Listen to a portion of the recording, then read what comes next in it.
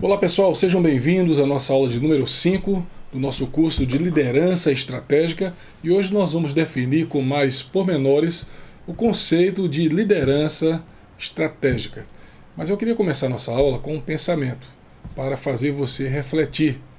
Sem uma liderança estratégica eficiente, a probabilidade de uma empresa apresentar boa performance ao mesmo tempo em que enfrenta os desafios da economia mundial diminui drasticamente. Pense sobre isso. Ao longo das aulas anteriores, nós procuramos enfatizar a importância da liderança estratégica no contexto do mundo contemporâneo.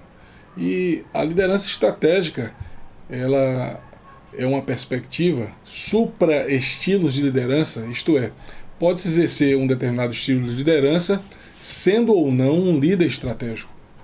Porém, as competências de liderança estratégica potencializam o estilo de liderança.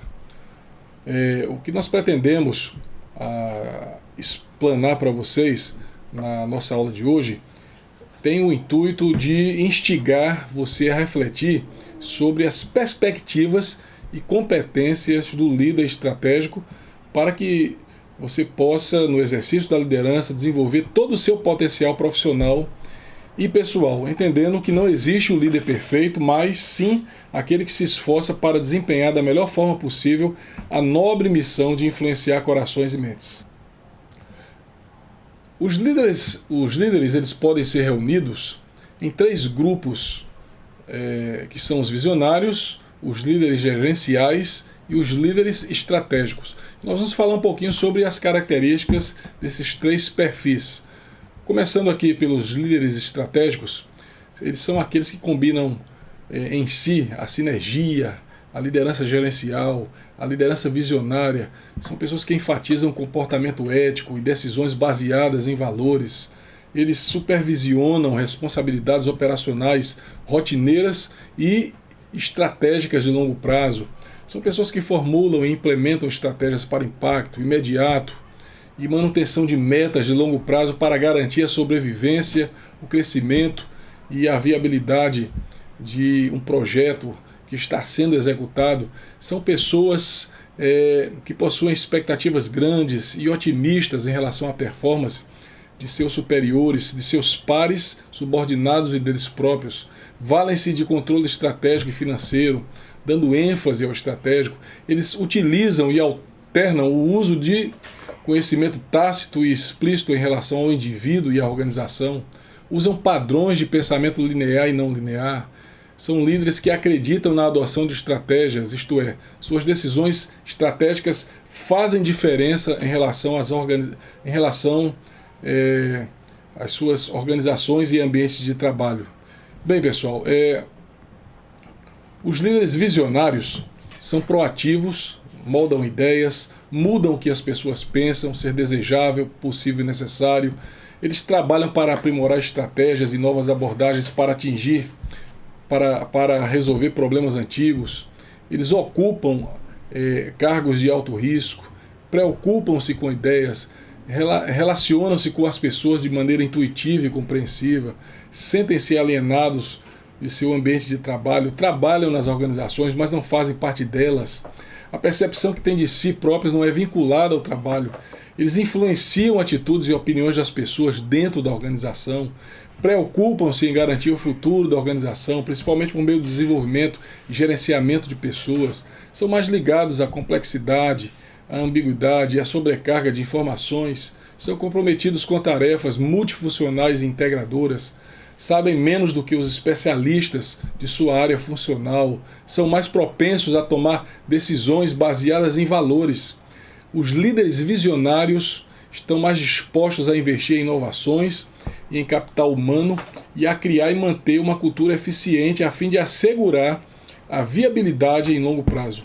E eles acreditam na adoção de estratégias, isto é, suas decisões estratégicas fazem diferença em suas organizações e também ambientes de trabalho. Bem, os líderes gerenciais são conservadores, eles geralmente adotam atitudes passivas em relação às metas. Metas para eles surgem da necessidade e não de desejos e sonhos, metas são baseadas no passado. Eles consideram o trabalho um processo facilitador que envolve a integração de ideias e pessoas que interagem para definir estratégias. Então, os líderes gerenciais, eles relacionam-se com pessoas segundo as funções delas no processo de tomada de decisão. Eles acreditam ser conservadores e reguladores do status quo. A percepção que eles têm de si mesmos é vinculada à organização. Eles influenciam os atos e as decisões das pessoas com quem trabalham.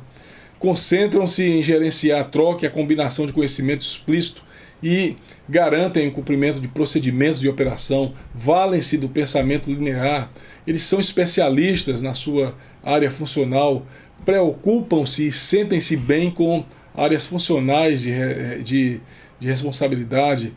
Então, eles apoiam e adotam uma postura de preço mínimo em curto prazo a fim de aumentar a performance financeira. Então, essas são algumas das características de líderes gerenciais. Bem, pessoal, avançando um pouquinho no nosso curso aqui, nós agora vamos falar sobre os executivos e a liderança gerencial.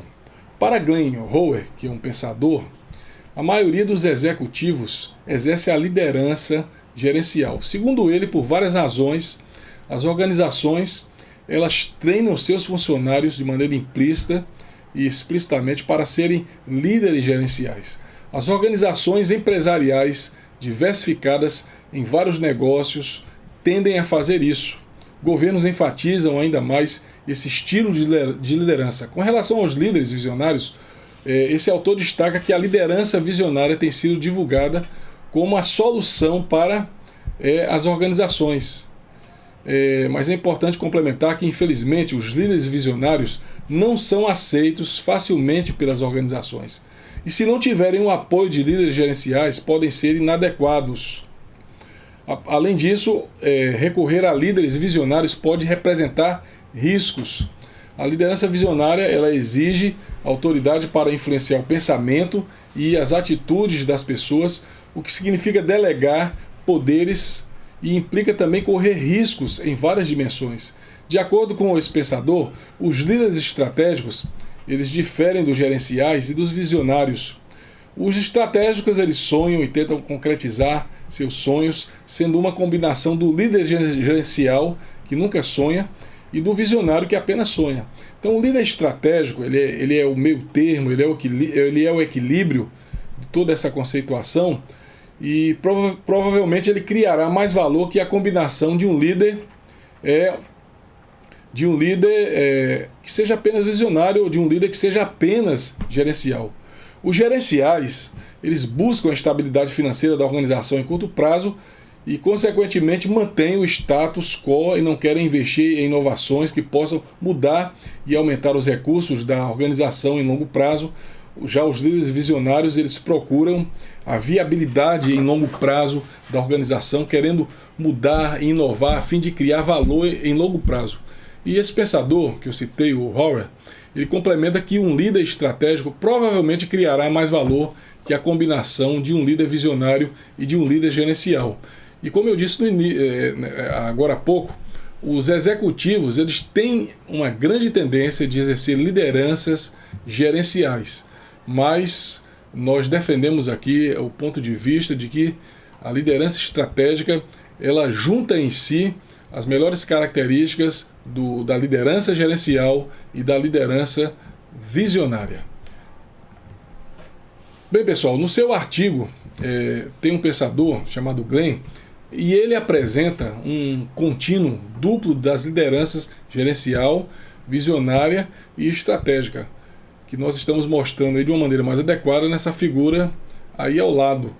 E por esse contínuo, o líder estratégico ele combina competências ou se faz acompanhar de pessoas que reúnam essas competências, cabendo a ele potencializar as ações dessas pessoas. Para esse pensador, ele também vai aí salientar que o aspecto mais importante da liderança estratégica é influenciar funcionários a tomar voluntariamente decisões que ajudem a organização. Outro conceito que se faz necessário trazer para as nossas reflexões aqui é o de um pensador chamado Duane Ireland e Michael Rich. Segundo esses autores, liderança estratégica é a capacidade de prever, de imaginar, manter a flexibilidade, pensar estrategicamente e trabalhar com outras pessoas para dar início às mudanças que proporcionarão um futuro viável para a empresa. Porém, os autores não compraram estilos de liderança, mas trazem para o conceito o fator mudança, que é extremamente importante na dinâmica do mundo contemporâneo, né? Então, outra definição estratégica é essa que está nessa imagem aí ao lado. Eu até destaquei para vocês. E nesse conceito nós temos aí que liderança estratégica é a capacidade de mobilizar recursos para decidir e atuar em situações complexas e incertas, alinhando no âmbito da organização a formulação estratégica, a gestão de pessoas e a gestão de conhecimento. E ela apresenta como bases o pensamento estratégico, crítico, a visão sistêmica e prospectiva, a gestão de riscos e de cenários e a medição, aliás, de desempenho, otimizando a gestão organizacional. Então esse também é um conceito que eu achei interessante destacar. Avançando aqui na nossa aula, nós vamos falar sobre as competências da liderança. Acrescente-se que a liderança estratégica ela é visualizada como um conjunto integrado e sinérgico de perspectivas e competências que estão abaixo aí definidas. E nós vamos falar sobre elas, sobre a percepção de mundo, sobre o pensamento estratégico, sistêmico e crítico, os conhecimentos em estratégia, a percepção de organizações, a liderança estratégica em todos os níveis e as competências estratégicas. Então vamos começar pela percepção de mundo. A percepção de mundo é a primeira dessas perspectivas que um líder precisa absorver e adotar para si. E eu convido vocês a fazerem uma pequena abstração sobre esses paradigmas.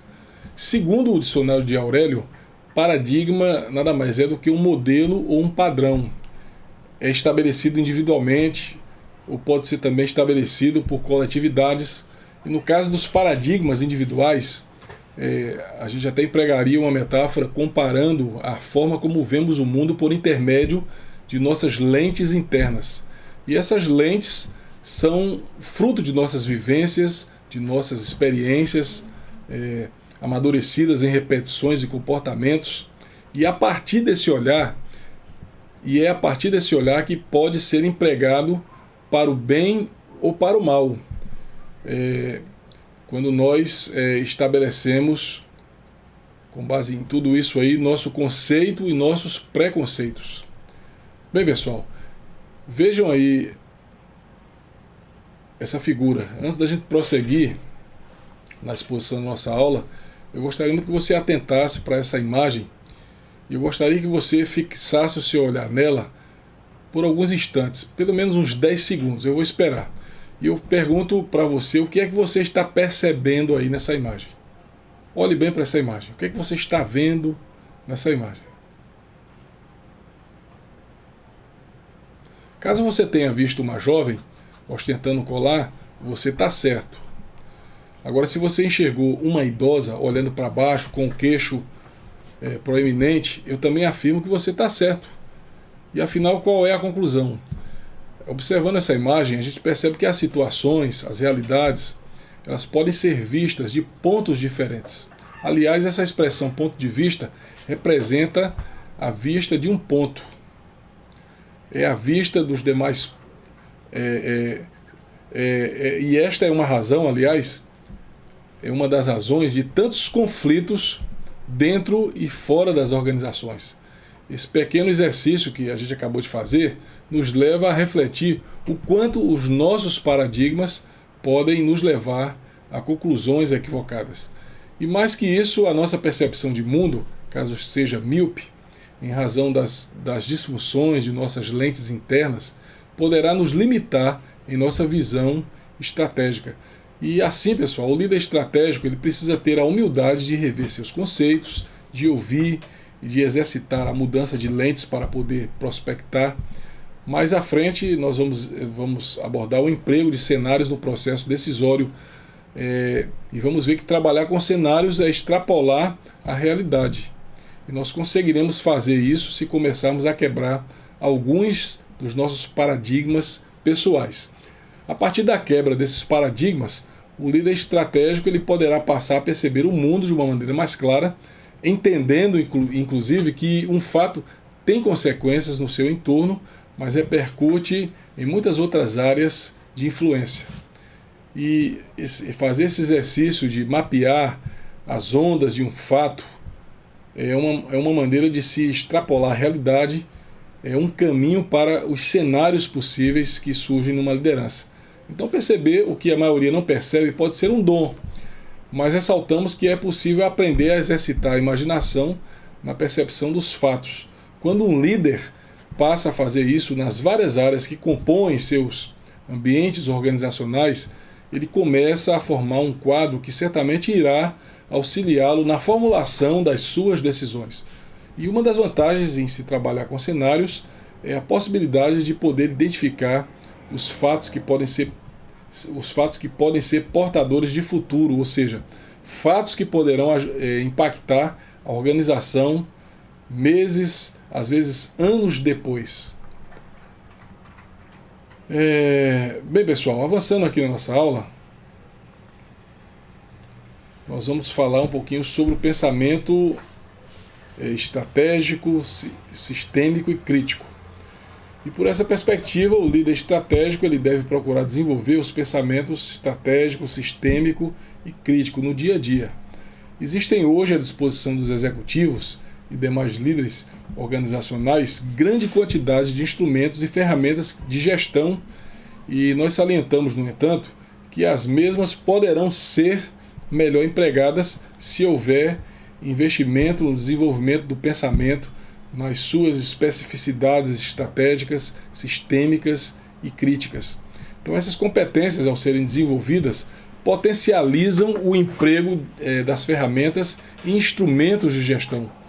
Com o pensamento estratégico, entende-se a capacidade de identificar e antever oportunidades que possam proporcionar posicionamentos vantajosos e sustentáveis para uma organização diante de incertezas e complexidades. Naturalmente que o conhecimento em estratégia, o qual será abordado na nossa aula, auxilia no desenvolvimento do pensamento estratégico. Então, os pressupostos da estratégia ajudam a identificar nas diversas situações vivenciadas por um líder o que é realmente estratégico. E uma das maneiras de se aplicar o conhecimento de estratégia no desenvolvimento do pensamento é trabalhar com o conceito de centro de gravidade de Clausewitz.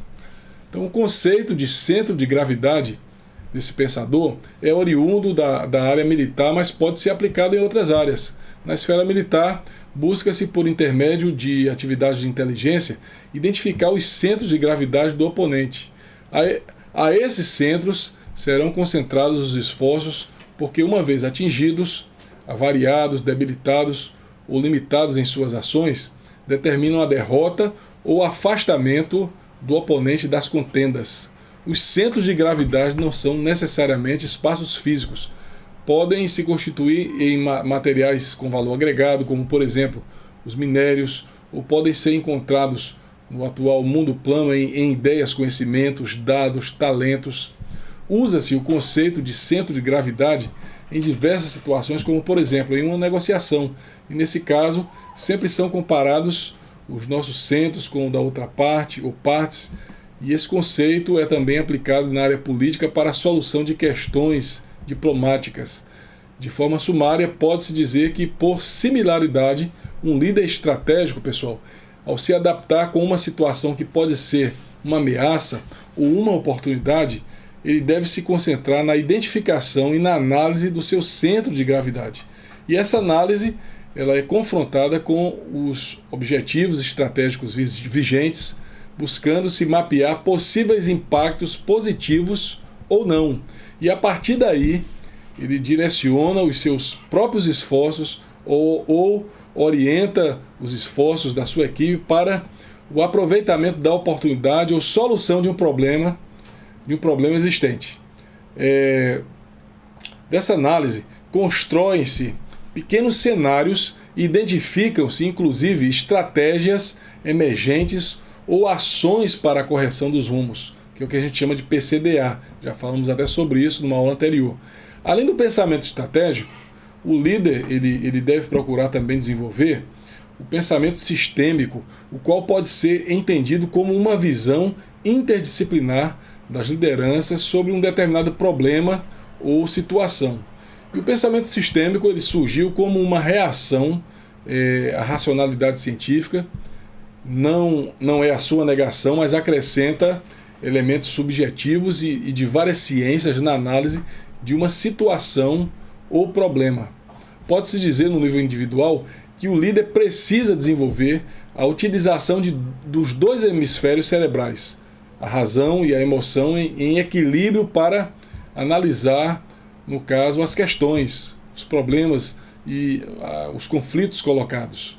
Na orientação de equipes, pode-se traduzir o emprego do pensamento sistêmico, pessoal, na reunião de pessoas de várias áreas diferentes para solucionar determinado problema ou analisar oportunidades. Por sua vez, o pensamento crítico tem a sua base na capacidade de análise e avaliação da consistência dos raciocínios, em especial das afirmações que a sociedade considera verdadeiras no contexto de vida cotidiana.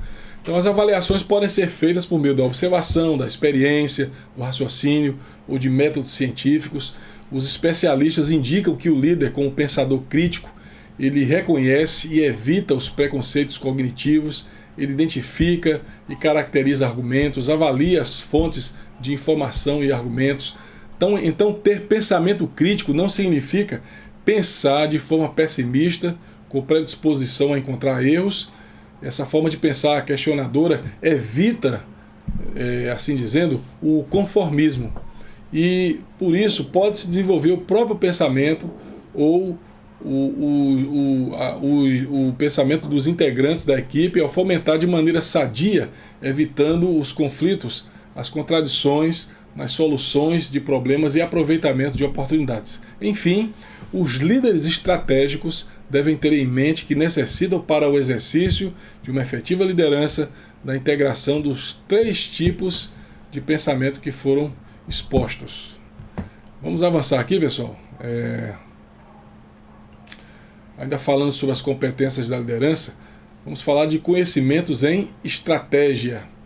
A partir da observação do renomado escritor norte-americano Alvin Toffler, nós queremos destacar a importância do conhecimento em estratégia para o exercício da liderança. Ao longo do tempo, o conhecimento foi sendo adaptado e contextos e cenários foram visualizados. A origem do conceito é militar, migrando posteriormente para as áreas governamental e empresarial. Bem, pessoal, pode-se dizer que, prioritariamente, até a Primeira Grande Guerra, foi em 1914, os conceitos de estratégia se restringiam ao emprego dos meios militares em conflitos, que eram travados em 2 dimensões, a terrestre e a marítima. A partir da Segunda Guerra Mundial, os conceitos de estratégia passaram a ser empregados em outros campos, e essa guerra trouxe sérias consequências para a humanidade, entretanto deixou alguns legados para a administração organizacional. Dentre eles podemos citar modelos de gestão, planejamento estratégico e o gerenciamento de projetos, e esse último com um desenvolvimento mais ativo no período pós Segunda Guerra Mundial, com o início da Guerra Fria. E nessa época também é a época que também ocorre a migração do conceito de estratégia para outras áreas. Segundo a Escola Superior de Guerra, surgem os conceitos de estratégia empresarial, estratégia nacional, estratégia governamental e estratégia setorial. Na segunda metade do século XX, a estratégia, sob a ótica do Estado, passa a ser condicionada ao conceito de política, e sua definição refere-se à arte de preparar e aplicar o poder para conquistar e preservar objetivos, superando óbices de toda a ordem. E nós trazemos essas considerações à tona porque política, poder e estratégia estão interligados. Definir estratégia sobre a ótica de um Estado ou sobre a ótica empresarial certamente nos levará a uma diversidade de conceitos. Porém, as organizações públicas ou privadas são conduzidas a partir de algo em comum. Todas elas se desenvolvem sob os conceitos de política, poder e estratégia. Para o líder estratégico, pessoal, são de capital importância os conhecimentos das nuances da estratégia e dos seus entornos, que é o poder e a política. Como é composto o Estado? Como é composto... Deixa eu refazer a pergunta. Como é composto o poder de um Estado? Das várias definições, nós utilizaremos a da Escola Superior de Guerra, que é a referência às expressões do poder nacional, política, econômica, ciência e tecnologia, psicossocial e militar. E como definiríamos o poder de uma organização pública e privada? Por meio da análise dos seus recursos tangíveis e intangíveis, isto é, as pessoas, seus conhecimentos, a infraestrutura física e tecnológica, suas redes de stakeholders, suas competências organizacionais. O líder estratégico, a partir do conhecimento em estratégia, ele poderá interpretar em melhores condições em que contexto se encontra a estratégia da sua organização, bem como analisar as estratégias dos seus stakeholders, para então concluir se a sua estratégia é própria ou está inserida na estratégia de outros atores, como o Estado ou empresas. Então nós entendemos que a liderança estratégica ela precisa entender as políticas estratégias dos Estados em um contexto globalizado, a partir desse entendimento integrar suas reflexões aos conceitos estratégicos de uma organização como uma empresa, seja ela privada ou seja também pública, né? E nós também consideramos que estamos em uma época na qual as grandes corporações elas possuem recursos financeiros bem maiores do que muitos estados-nação, que são os conhecimentos relativos aos conceitos de estratégia empresarial, que são importantes para líderes públicos ou privados, e até porque ambos os setores focam suas ações em resultados, e nós vamos também, a partir de agora, vamos abordar as questões de estratégia empresarial a partir do estudo de alguns pensadores. Bem, pessoal, avançando aqui na nossa aula, nós vamos falar de alguns conhecimentos em estratégia. Tem um pensamento aí, e eu vou ler para vocês. Ou você tem uma estratégia própria, ou então é parte da estratégia de alguém. Nós vamos falar um pouquinho sobre alguns conhecimentos que são necessários em estratégia. Vamos começar pelos 5P da estratégia. Em seu livro Safari de Estratégias, tem um pensador chamado Mitch Bezer. Ele define estratégia com esse modelo do 5P. Nós vamos ver isso aí na figura ao lado. O primeiro P é um plano, uma direção, um guia. O segundo P é um padrão, quando o empregado, a partir de uma coerência de comportamentos ao longo do tempo. O terceiro P é uma posição, isto é, a localização de uma empresa ou de determinado produto no mercado. O quarto P é uma perspectiva. A estratégia olha para dentro da mente do estrategista, mas também olha para cima, para a grande visão da empresa. E o 5P é um truque, um plot, uma artimanha. Então o autor enfatiza ainda que a estratégia ela fixa a direção, a estratégia concentra o esforço, a estratégia define a organização, a estratégia favorece a coerência, e seus estudos reúnem um pensamento estratégico em 10 escolas que podem ser encontradas aí. Eu sugiro até que vocês pesquisem sobre essas 10 escolas aí na internet, tá bom, pessoal? Ainda falando dos conhecimentos de estratégia, é importante a gente falar sobre sobre a percepção da organização. Também é importante para o exercício da liderança estratégica a percepção da organização como um sistema aberto a partir do conhecimento sobre os recursos internos, bem como sobre o ambiente externo. Os líderes podem evitar as entropias, isto é, eles podem eliminar aquilo que demanda custo e energia e não agrega valor à organização.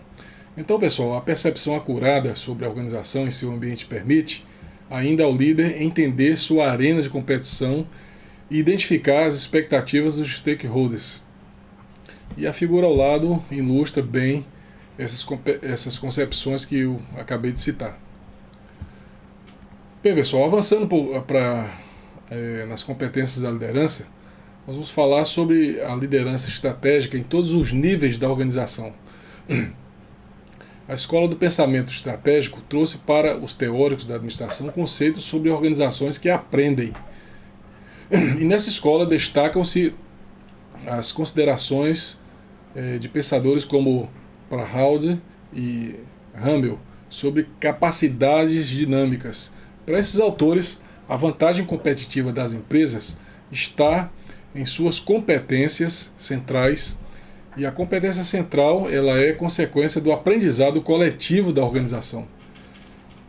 Contribuem ainda para os pressupostos dessa escola as reflexões de pensadores como Nonaka e Takeuchi sobre o conhecimento tácito que deve ser aprendido pelas organizações. Aos conceitos da escola do aprendizado, gostaríamos de associar uma singela contribuição a qual julgamos importante para as organizações. Além de aprender, as mesmas precisam pensar estrategicamente. Isso somente será possível se houver uma preparação de lideranças estratégicas em todos os níveis da organização. Bem, avançando aqui nas competências, nós vamos para a última, que são as competências estratégicas. A última perspectiva da liderança estratégica foi propositalmente inserida após as demais e está relacionada às competências individuais do líder. Inicialmente convém apresentar o conceito de competência. Competência, pessoal, é um vocábulo polissêmico e possui várias conotações. Pode ser empregado de diferentes maneiras, como por exemplo na área jurídica, na qual a definição pode ser essa aí. Na linguagem jurídica, competência diz respeito à faculdade atribuída a alguém ou a uma instituição para apreciar e julgar determinada questão. Já no dicionário de Aurélio, competência pode ser definido como a qualidade de quem é capaz de apreciar e resolver certo assunto, de fazer determinada coisa, capacidade, habilidade, aptidão, idoneidade. Das várias correntes existentes sobre a definição de competência, nós vamos destacar duas que têm relação aqui com a nossa temática. A norte-americana, com pensadores como Boyatzis e McClelland, a definem como um estoque de qualificações que credencia a pessoa a realizar um determinado trabalho. E temos a corrente francesa, que tem aí os pensamentos de autores como Le Buffet e Zafiri, que definem competência como as realizações da pessoa em determinado contexto, o que ela produz no trabalho.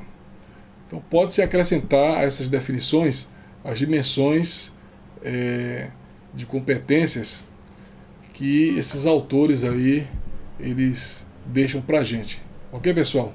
Então, com essas explicações, nós finalizamos esta aula e pedimos a vocês que leiam todo o nosso material, que assistam novamente esse vídeo, que leiam os textos, que façam pesquisas na internet para se aprofundar nas questões que nós tratamos. E nós desejamos a todos vocês bons estudos e até a próxima aula.